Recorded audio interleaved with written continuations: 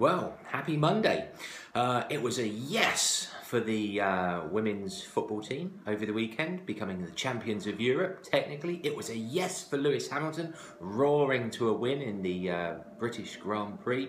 And hopefully it will be a yes for Andy Murray in Wimbledon. But in other news outside of sport, of course, it was a no from the Greeks. And markets are expected to open low, down today, as Asian markets have and will continue to do. But as I've said in the rebalancing text, for those that have already received it or are about to receive it, it's kind of keep calm and carry on. I know it's worrying when you see this stuff written, and as I've written in the text, I'm certainly not meaning to underplay or downplay the seriousness or the implications of a nation leaving the euro, potentially. However, it is just another down in the ups and downs of stock markets around the world all the time, even if it is a larger so-called correction. The act of rebalancing over time, buying when prices are low and then selling when prices are high across all different kinds of assets and geographic states and types of investment, be it stocks and shares, property, whatever.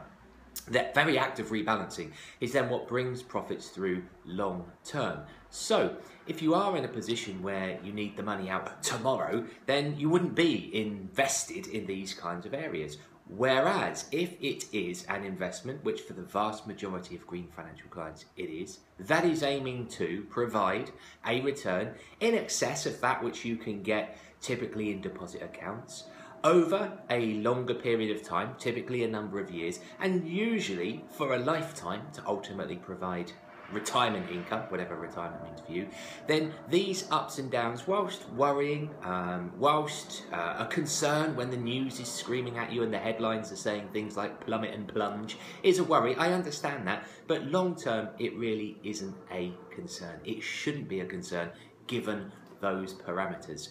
Of course, this week we've also got the emergency budget on Wednesday. And more perhaps than many budgets in the past, I would expect the devil to be in the detail. Perhaps this one will be the death by 1,000 paper cuts, as George Osborne, the Chancellor, will no doubt have something that grabs the headlines, possibly, probably the leaked inheritance tax giveaway, using the family home to increase the amount of assets in total that could be passed on without inheritance tax. That's probably going to be the big one. And there will then be a number of other cuts to various things to try and plug the hole in the budget. Whether things like taxes emerge, that's been spoken of almost ad infinitum for as long as I can remember. A few years back there was the announcement that income tax and national insurance would be merged. That's what made the headlines, that was the big news. And then of course the small print said, well, that's going to be down for the Office of Tax Simplification, I think it was, to look into that. And of course what's happened there? Nothing thus far. It's just been kicked around, if anything. So yeah, maybe that will happen, maybe that will be good, but that's not something I'd be banking on, as it were. So yes, a big week of financial stuff ahead. By the time I finish this video, the markets will open. We'll see what happens there.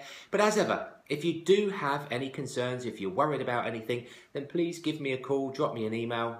That's what we're here for. We're here to help.